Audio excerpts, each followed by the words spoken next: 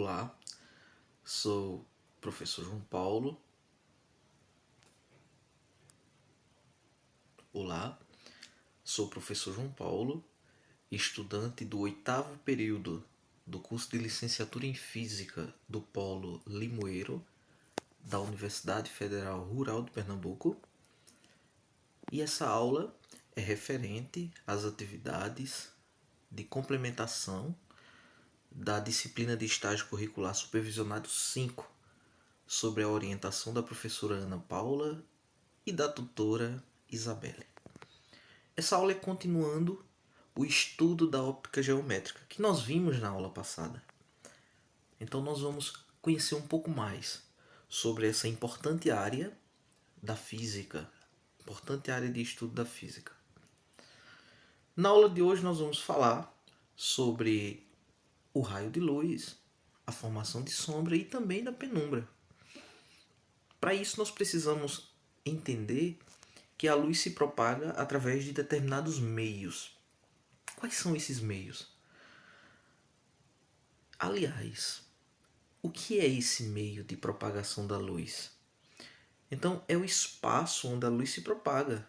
E nós temos três principais meios para que ocorra a propagação luminosa.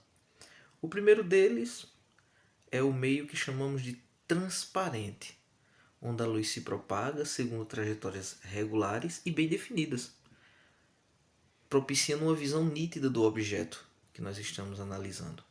O ar, por exemplo, o vácuo, a água parada em pequenas camadas, o vidro de faces paralelas e de pouca espessura.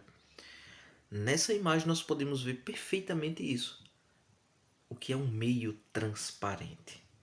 Veja que através do vidro é possível visualizar os prédios que estão lá do outro lado, porque esse meio de propagação da luz ele é um meio transparente.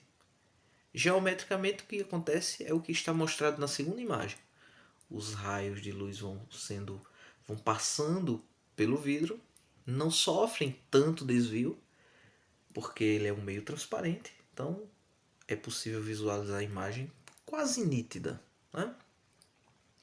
Um outro meio é o meio translúcido, onde as trajetórias de propagação são irregulares e o observador ele não consegue ver com nitidez o objeto visado. Um vidro fosco, um meio com fumaça ou neblina, papel vegetal, por exemplo.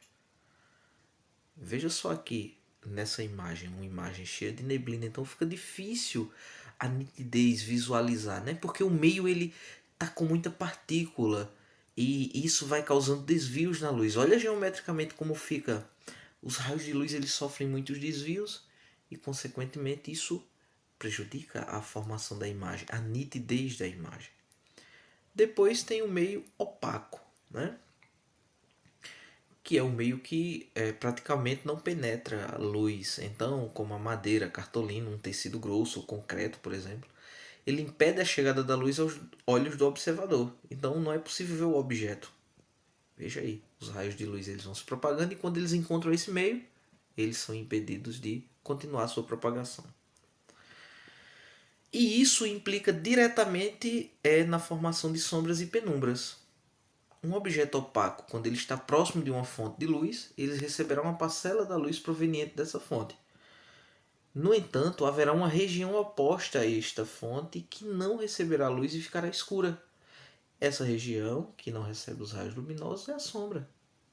Então, o que é a sombra? É a ausência da luz, porque não recebe raios luminosos. E a projeção dessa sombra em um anteparo, uma parede, por exemplo, terá contornos bem definidos e semelhantes ao objeto. Olha a imagem aí. Nós temos uma fonte de luz, um objeto que ele é opaco, ele vai interceptar os raios de luz, ou boa parte deles, né? Formando a sombra que está sendo projetada do outro lado, como a gente pode ver. E essas sombras e penumbras, elas estão muito relacionadas à questão dos eclipses, né? Que são formados exatamente por esse princípio. Olha essa sequência de imagens aí. Né? Então nós temos basicamente dois tipos de eclipse, que é o eclipse solar e o eclipse lunar. E ele ocorre ao se colocar entre o Sol e a Terra, no caso a Lua, ela se coloca entre o Sol e a Terra. e quando os raios do Sol eles são propagados, eles são interceptados pela Lua ou bloqueados pela Lua e se cria uma sombra na Terra. Então aquela região não vai receber a luz. Então a Lua vai ficar parcialmente iluminada e o eclipse solar. Tá? Então, na aula de hoje, espero que vocês tenham entendido aí os meios de propagação da luz, né? E os efeitos que eles causam na questão da formação de sombras e penumbras e também nos eclipses, tá certo? Até a próxima.